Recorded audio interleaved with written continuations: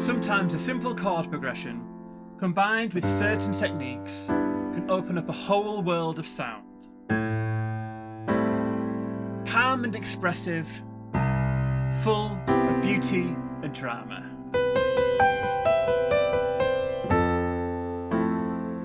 With just a few patterns and one scale and a bit of imagination, you can start creating something that really connects.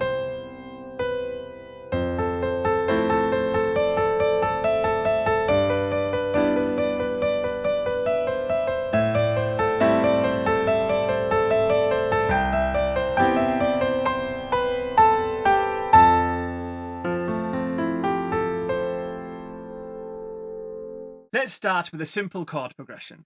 F major, G major, A minor, and C major. So you've probably heard this one before. It's gentle and familiar. Now let's make those chords sound a little more rich and dreamy by adding some extensions. The F major, we're going to add an E on top to make it an F major 7. The G major, we're going to add a 6 on top to make it a G6 chord. The A minor, we're going to turn into an A minor 7, but we're going to play the G underneath. And the C major, we're going to turn into a C major 7, but again we're going to take that top 7 there and play it underneath.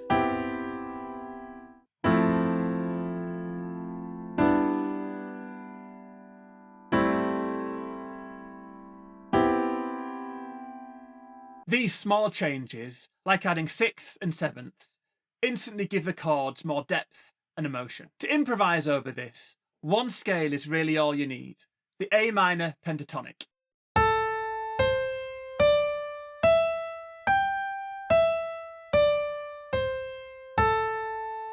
It's simple, but it works like magic over these chords. Here's how it sounds when I play around using notes from that scale.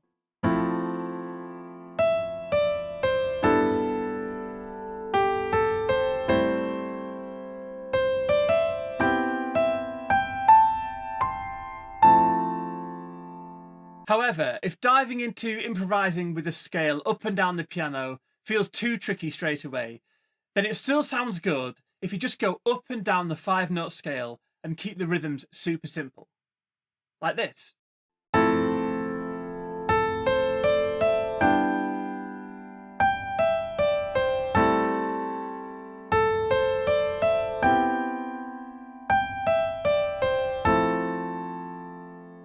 And if we speed things up a little and start using some 16th notes in the improvising.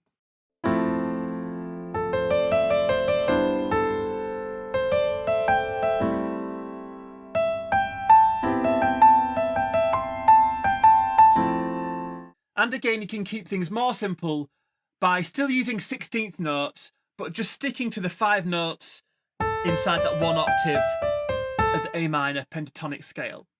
And if you play them on the 3rd and 4th beats, it sounds like this.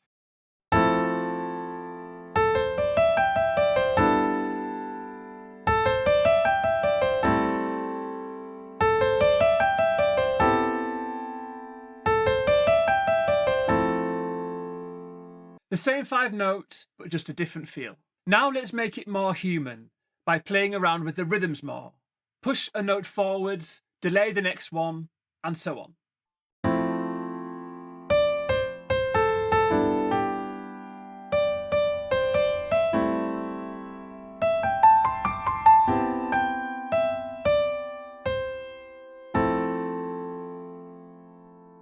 When you're improvising rhythms, being able to add syncopation into your rhythms is what will take them to the next level. Syncopation meaning playing in between the main beats. So you can start off super simple by playing something like this. 1 and 2 and 3 and 4 and 1, 2 and 3 and 4 and 1 and 2 and 3 and 4 and 1 and 2 and 3 and 4. And I'll play the same thing again, but without me counting and a little bit faster.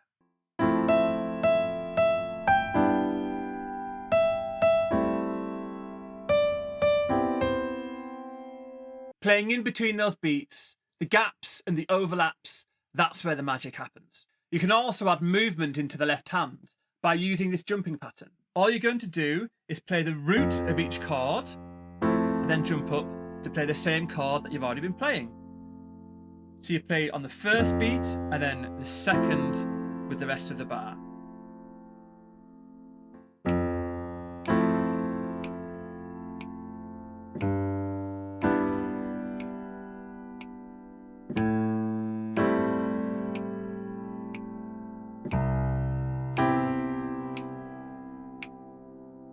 This adds flow and energy underneath, and I should say that I am using the sustain pedal when I'm playing this. So then once you're used to that left hand pattern, you can again start to play around with the A minor pentatonic on top.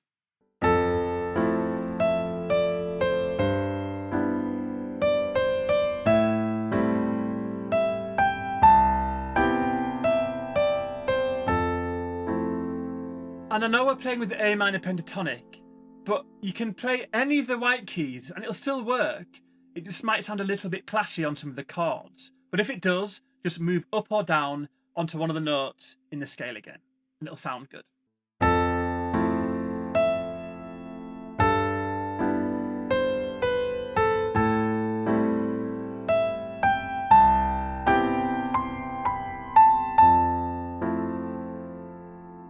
Here's a cool trick. Take any simple melody, like this,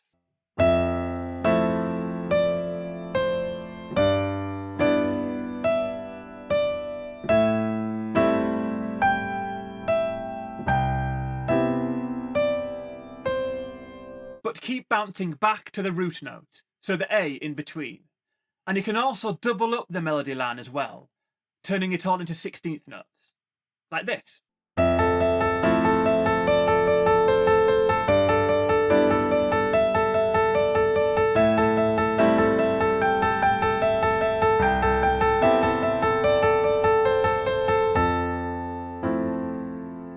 That repeated root gives your improv an energetic, cinematic vibe, a real sense of motion.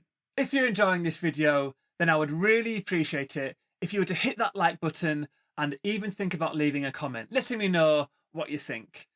It just sends the YouTube algorithm a signal that you're watching it and you enjoyed it, and it will help spread it to more people, which in return would really help me as a creator. So if you do, thank you. Another way to add movement are cascading fills. So you just use the notes from the chords as a guide and flow from the top to the bottom. And you don't have to play all of the notes from the chord. I'll show you what I mean. So we're going to start off on the F major 7. So we want these cascading fills to be moving down the piano to the left. So I'm going to choose to start on a C, and we can use passing notes, so any white key. And then I'm going to use the E from F major 7 to the bottom of it. So that's the first fill. For the fill on the G chord, I'm going to use the same idea. I'm going to use 3 connected notes. Passing notes are fine, they're moving fast, but I'm going to fall on the G this time because it's a G6. For the A minor 7, I'm going to take the same idea, starting on a note from the A minor, E on the top there. I'm going to fall down and then land on the A. But you could fall on the G if you wanted. It's kind of free what you want to do. And then for the C major 7, I'm going to take the same idea. I'm going to take the top there, the G, and then this time I'm maybe going to go to the E and do the 3 connected notes lower down. So the E, D, and C there. But again, you could move it around. But here, I think it sounds better like that. So, if you play those 4 different fills over the top of the left-hand jumping pattern, it should sound really dramatic.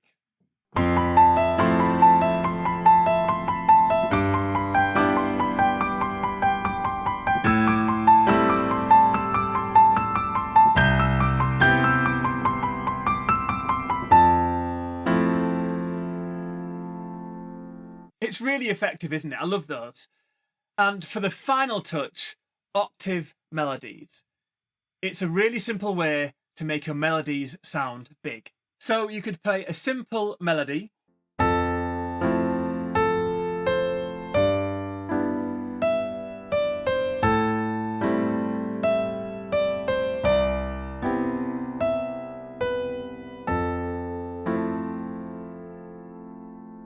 And add an octave on top.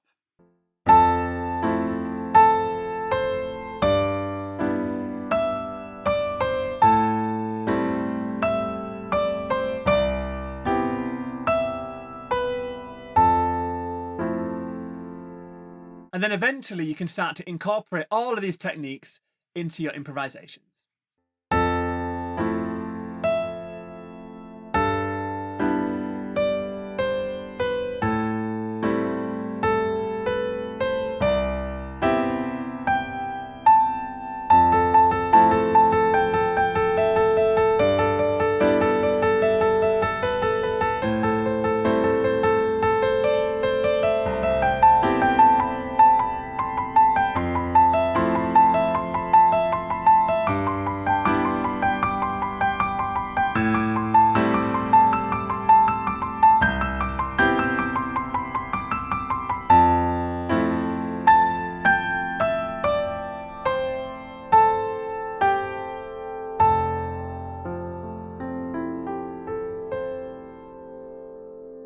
So when you're playing around with these techniques, it doesn't always have to be fast and complex. Sometimes the beauty and the drama can be created with the space in between the notes. Don't forget to check out the Birds Piano Academy membership in the description below.